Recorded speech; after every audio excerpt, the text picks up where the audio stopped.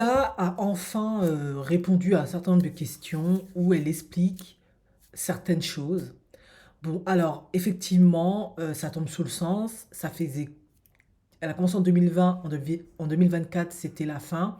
Elle estime qu'elle a fait son temps, qu'elle est arrivée au bout, qu'elle avait fait le tour et que certainement, ça explique aussi pourquoi, bah, c'était la fin, ce qui est parfaitement compréhensible dans tout type d'emploi, de collaboration et cetera.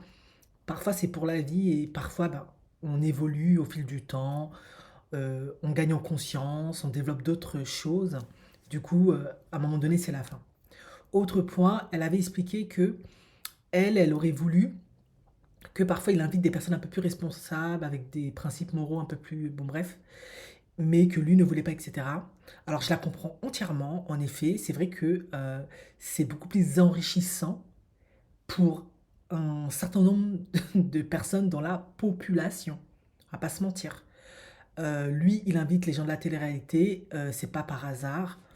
C'est bien parce que depuis de nombreuses années, bon, à part dernièrement, mais on va pas faire les hypocrites ici, la télé-réalité, en France en l'occurrence, ça a prouvé que c'est ce qu'aimait regarder le peuple, les gens populaires, la plèbe. Voilà. Donc lui, il ne fait que surfer sur ce qui marche déjà et qui marche très très bien et qui est bankable. En effet, Magali Berda elle a fait son sucre dessus, Wesley et tant d'autres. Beaucoup d'influenceurs ont gagné beaucoup d'argent grâce à ça. Voilà. Est-ce que on s'est soucié durant le temps de la réalité, de la télé-réalité, pardon, de leurs principes moraux, de leurs valeurs? Absolument pas. Ils ont pu faire absolument ce qu'ils voulaient. Ils étaient soutenus en masse. Ils avaient des contrats. Ils étaient invités partout. C'était des kings. Et le dernier en date, qui continue toujours avoir une cote de popularité extraordinaire, c'est Dylan Thierry. Voilà. Pourtant, lui, il y a plein de dingueries sur lui. Donc, je comprends tout à fait Dinda, mais en fait, on ne peut pas reprocher à Sam de mener son émission avec des gens de télé-réalité lorsque, avant lui, ça a été prouvé que ces gens-là sont adorés par toute la France, sont adulés, on les suit comme des moutons. Voilà, je suis désolé, c'est un peu dommage et triste ce que je dis, mais c'est quand même une réalité. Du coup, ça voudrait dire que quand elle a expliqué un truc qui était aussi intéressant, Sam lui a dit ouais, faut pas les juger sur ce qu'ils sont. Ben, elle peut les juger, c'est un être humain, elle a le droit. Mais d'une certaine manière, c'est quand même vrai. Parce que je suis désolé, la triste réalité des choses, c'est que la France, une grosse partie de la France, surtout les zones populaires, hein, pour ne citer que eux, ont adoré ces gens en fait. Les ont élevés, même trop élevés, au point où ils ont escroqué des gens en masse. Et il n'y a qu'à regarder le phénomène de Dylan Thierry. Parce que le gars, il est blanc, avec des yeux bleus, c'est un beau garçon. Il n'est pas le plus futé. Et il vend l'islam comme pas deux. Il est soutenu, suivi comme pas possible, alors qu'il fait plein de dingueries en Afrique, dans les pays machin, soi-disant, il fait de l'humanitaire, en fait, il fait que de l'escroquerie. Donc, à un moment donné, je comprends tout à fait Dinda, c'est une femme intelligente, visiblement, mais je suis désolé. Si tu vas collaborer avec un homme qui a décidé de faire son argent de manière très consciente avec la télé-réalité, parce qu'il savait qu'il allait gagner de l'argent, que ça allait bien marcher, parce que c'est ce que veulent le peuple français, il ne faut pas être surpris qu'ils te disent non. Ça marche. Même si ils sont des repris de justice, ils sont douteux, la plupart c'est des vendeuses de piments, ils ont des... Parfois la plupart, je sais, il y a des fachos dedans, parce que je regarde quand même un peu ce que disent certains youtubeurs, etc. Ben ça marche. Et je reviens sur ce que j'ai dit, je sais que beaucoup de gens n'étaient pas contents, mais à un moment donné, il faut arrêter de, de faire semblant. L'hypocrisie, il y en a partout. Ben voilà, lui, il a décidé de faire son argent avec ces gens-là. C'est pas le premier qui a commencé.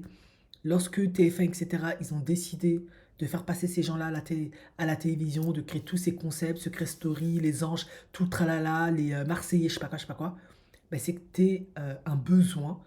Quand une offre se crée, c'est qu'il y a une demande. Voilà. Du coup, bah, visiblement, Dinda, peut-être elle est trop, on va dire, cérébrale ou intellect pour ce type d'émission. Bon, après, elle a commencé parce que voilà, elle voulait, c'était une expérience intéressante, enrichissante, tout le tralala.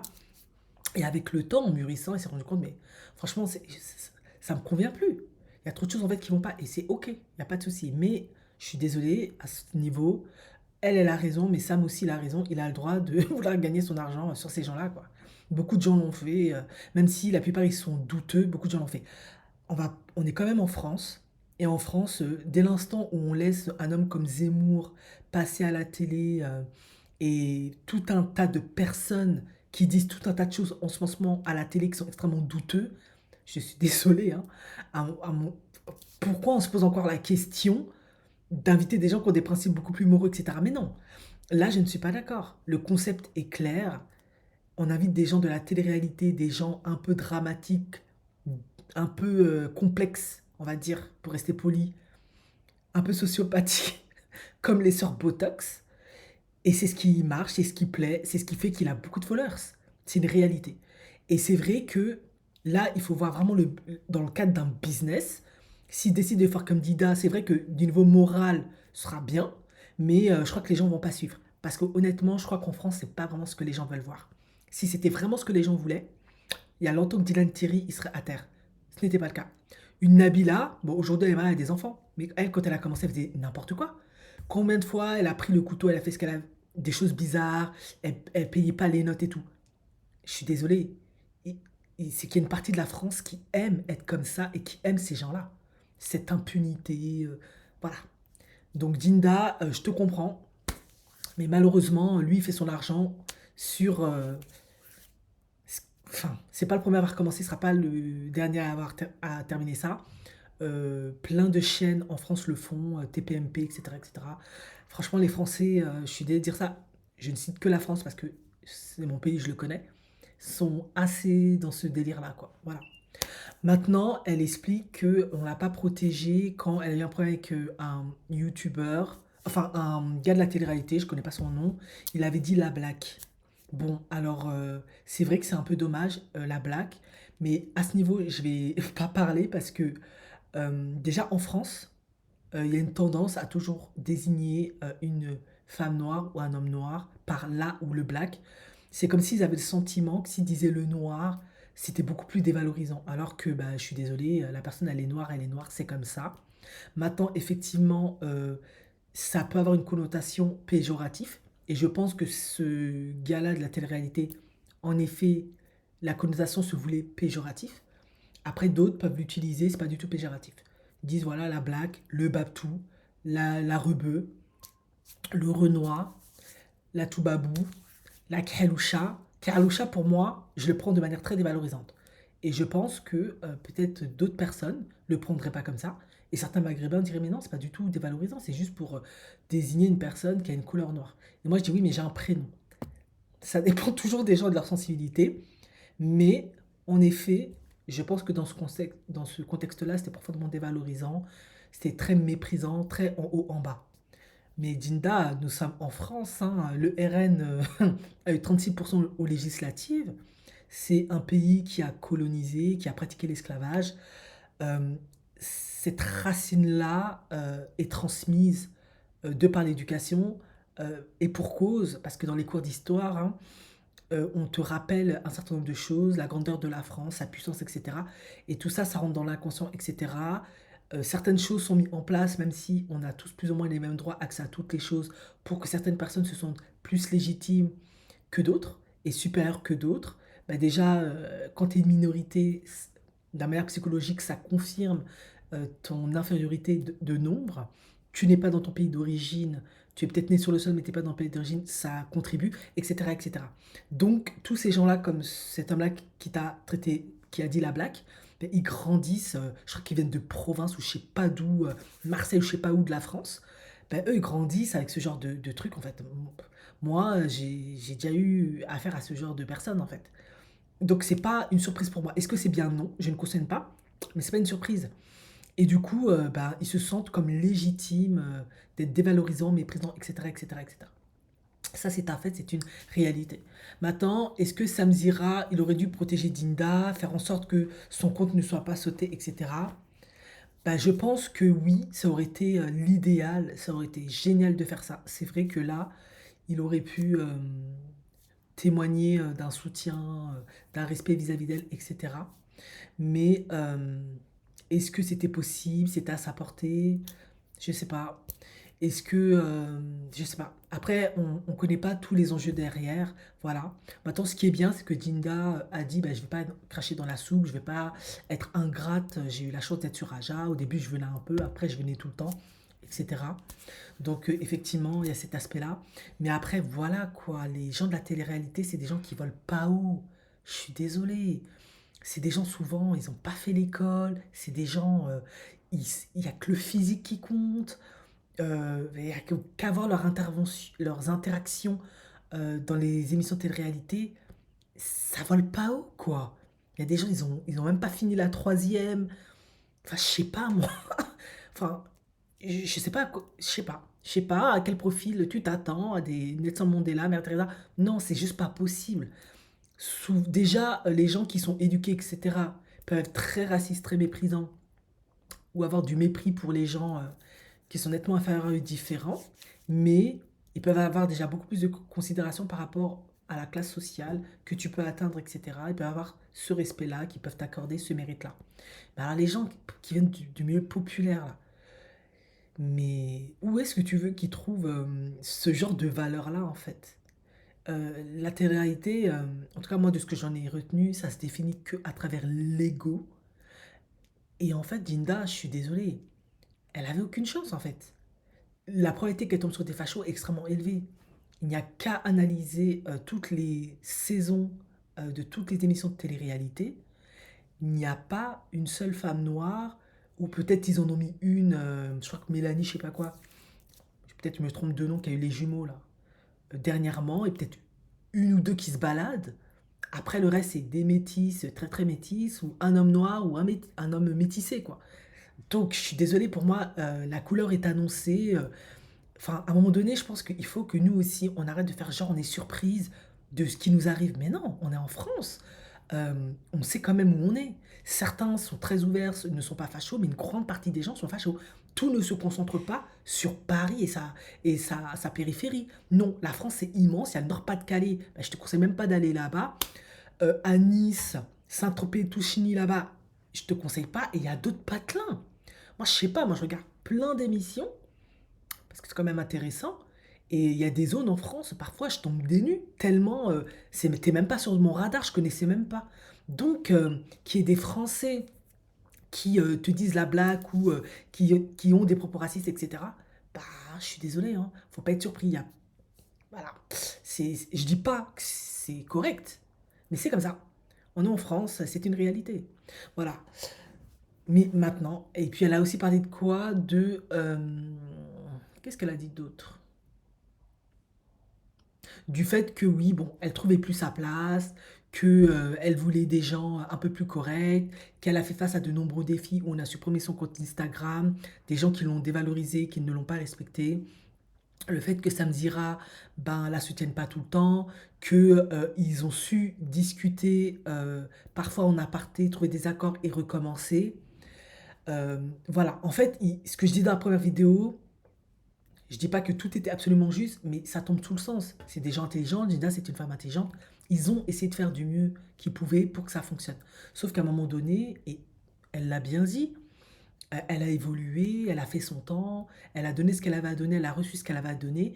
Et maintenant, il se peut que sa maturité, sa vision des choses, sa perception des choses, comment maintenant elle ressent les choses, comment elle les lit, ses valeurs aussi et ses besoins ont changé, ont évolué. Donc, elle n'est plus en phase. En effet, moi, la femme que j'ai entendue, c'est une femme qui me semble très intelligente, qui me semble avoir la tête sur les épaules, etc. Pour moi, hein, c'est quand même à l'antipode de la télé-réalité. Où les personnes qui sont là, hein, je dis pas qu'elles sont pas comme ça, mais beaucoup veulent du rêve, veulent... voilà. C'est quand même un certain profil très particulier. Ils sont pas tous comme ça, mais il y a quand même un certain profil très particulier. À la fin, ces personnes-là, et il n'y a pas de souci avec ça, souvent finissent sur OnlyFans, sur Mime, vendent du piment, font tout un tas de trucs. J'ai quand même vu des trucs assez particuliers, finissent en dépression dans des situations compliquées. Donc, oui, ça m'étonne pas qu'à un moment donné, ça ne va plus donner. Et puis, elle avait aussi expliqué que, je crois que le dernier point qu'elle a évoqué, c'était sur Sam, où elle disait que, bon, parfois, ah oui, voilà, il lui disait de donner son avis, et puis quand elle donnait son avis, il a contré, il n'était pas OK, machin. Ah bah alors ça, je suis désolée, mais moi, de ce que j'ai un peu compris, surtout à la télévision française, ça, c'est très fréquent, en fait. Je suis désolée. Je comprends tout à fait son ressenti. C'est vrai que c'est nul, c'est complètement incohérent et ça n'a pas de sens. Mais en fait, ce phénomène-là, là où je l'ai plus expérimenté, je l'ai plus vu, c'est sur TPMP. Le nombre de fois où un Vergès, je crois, se fait rembarrer, le nombre de fois où tout... Voilà. Ça, TPMP, c'était vraiment là où je l'ai vraiment vu. Et aussi sur plein d'émissions politiques. C'est vraiment là où aussi j'ai vu ça.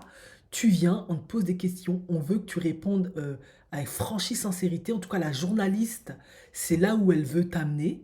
Quand tu dis ton truc, là, il te rembarre. Mais c'est pas un peu facho ce que vous dites, mais vous n'avez pas le droit de dire ça. Non, mais là, c'est nanani. Non, mais nanana. Voilà. Et toi, tu es là, mais tu voulais que je te... Et il y a même certains qui réagissent en disant, bah, comme tout, comme Jinda, mais je crois que tu voulais que je dise ce que je pense, ce que je ressens, comment je vois les choses. Et maintenant que je te dis, tu me rembarres. Donc, je ne suis pas journaliste, je n'ai pas fait de formation de journaliste, mais est-ce que ça, c'est pas aussi un outil journalistique, en fait, pour rendre les émissions beaucoup plus pertinentes, beaucoup plus... créer du drama, comme ça les gens regardent, je ne sais pas.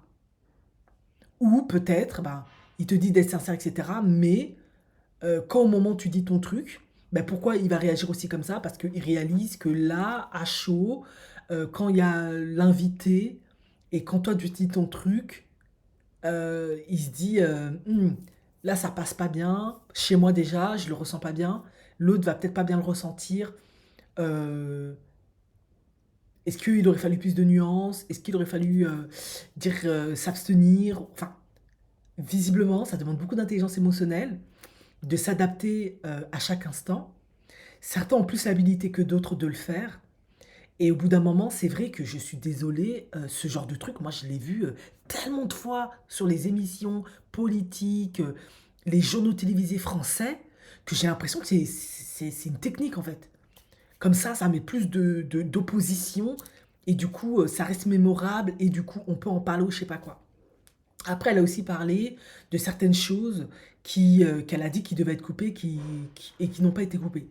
Ben, elle a raison. Je peux comprendre qu'elle est pleine d'humanité, d'empathie pour les autres, etc. Mais voilà, les journaux à sensation, bon, lui, je sais que c'est un youtubeur, hein. Ben, c'est comme ça qu'ils gagnent leur argent. Ils racontent comme Closer ou je sais plus qui, là. Ils racontent plein de conneries.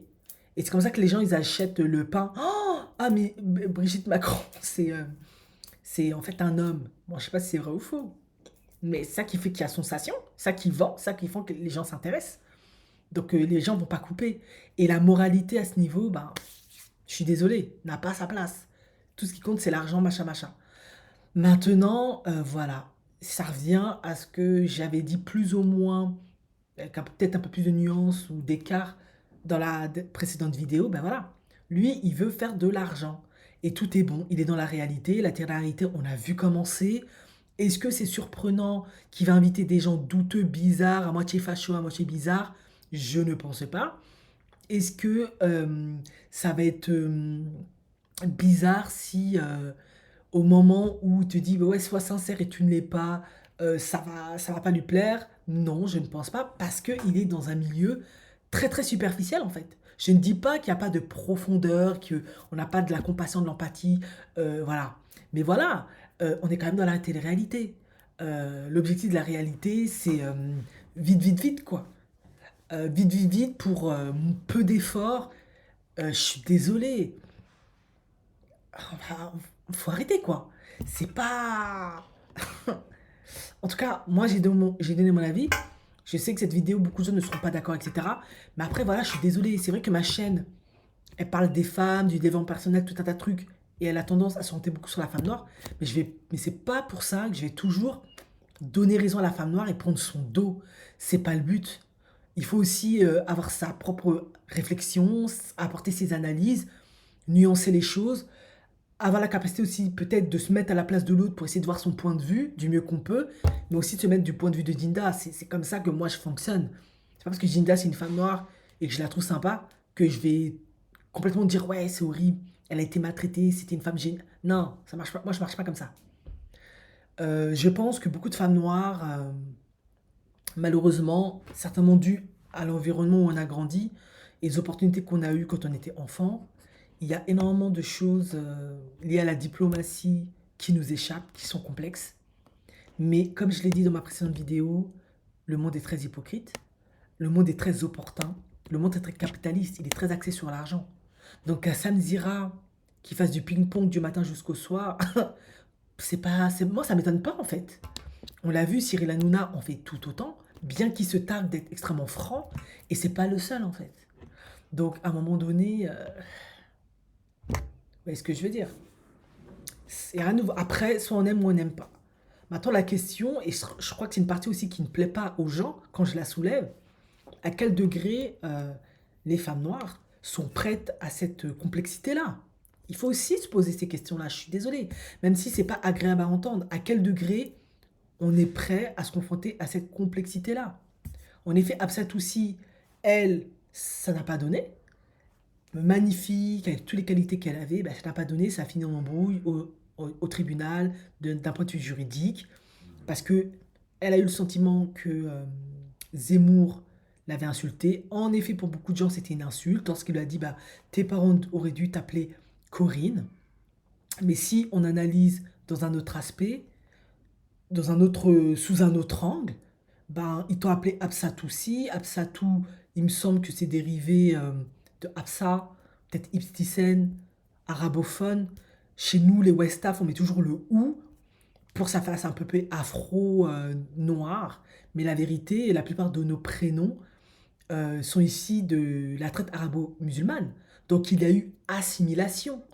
Donc quand Zemmour, même si je sais que beaucoup ne seront pas d'accord avec moi, mais on est en droit aussi d'analyser comme ça. Il te dit, ben, tes parents ils auraient dû t'appeler Corinne. Certes, il n'a pas le droit de se permettre de dire ça, parce qu'un parent, il appelle son enfant comme il veut. Mais quand les Arabes ils sont venus coloniser, je le dis tout le temps, ils ont fait une assimilation. Du coup, par cette assimilation, par la culture, la religion, tout le monde donne des prénoms arabophones à leurs enfants. Tant et si bien que quand ils veulent, tu veux donner des prénoms africains purs, genre Tchemakan, Karanga, pour ça c'est des prénoms Bambara, etc. Les gens, ça les choque, ça leur fait bizarre. Parce que c'est tellement peu familier. C'est vraiment nos arrières qui s'appelaient comme ça. En effet, moi, mon arrière-grand-père s'appelait Tchemakan. Et quand j'ai dit à mon père, c'est cool, j'ai appelé mon fils comme ça, il m'a dit non, non, non, non, non, ben, il y a eu assimilation. Pourtant, on a aussi été colonisé par les Européens. Et certains, les chrétiens entre autres, ont donné les prénoms par assimilation. Donc, si on analyse sur plusieurs angles, oui, Zemmour a tenu un propos raciste, injurieux, etc. Moi, je me concentre que sur celui-là, pas sur toutes les autres choses qu'il a dit. Mais d'autres personnes peuvent dire, mais si tu as accepté l'assimilation arabe-musulmane avec Absatouti, Fatou, Fatima, Boubacar, Mamadou, tout ça, Mohamed et tout, pourquoi l'autre côté tu pourrais pas accepter? En fait, deux poids, deux mesures, on pourrait aussi très bien dire ça en fait. Mais on n'en parle jamais. On... Voilà. Donc, à un moment donné, la question c'est à quel degré les femmes noires peuvent accepter cette complexité-là. Surtout les femmes noires africaines en fait. Il faut à un moment donné se poser la question. Parce que tôt ou tard, quand tu vas évoluer, quand tu seras dans leur milieu, tu vas faire face à ça. Oui, il y a des gens qui seront fachos. Oui, il y aura beaucoup d'hypocrisie. Oui, il y aura des croyances qui vont heurter les tiennes. Parce que beaucoup sont de confession judéo-chrétienne et soutiennent beaucoup tout ce qui est israélo-machin. Toi, forcément, parce que tu es musulmane, tu ne seras pas tout ça, parce qu'on a vu que maintenant ça change dans ce mood-là.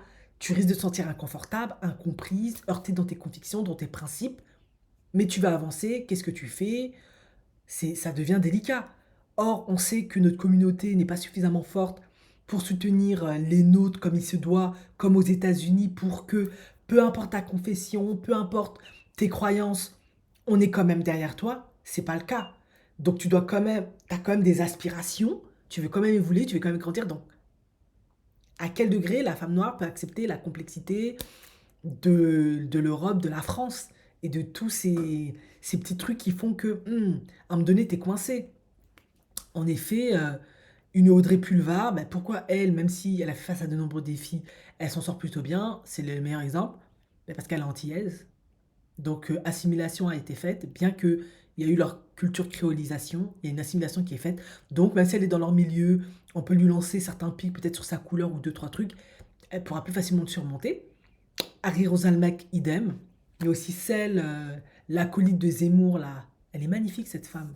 Mais je me rappelle jamais de son prénom. Une belle femme antillaise aussi. Voilà. Il y a beaucoup de ces femmes-là. Maintenant, les femmes africaines, non chrétiennes, surtout musulmanes, à quel degré vous pouvez accepter cette complexité?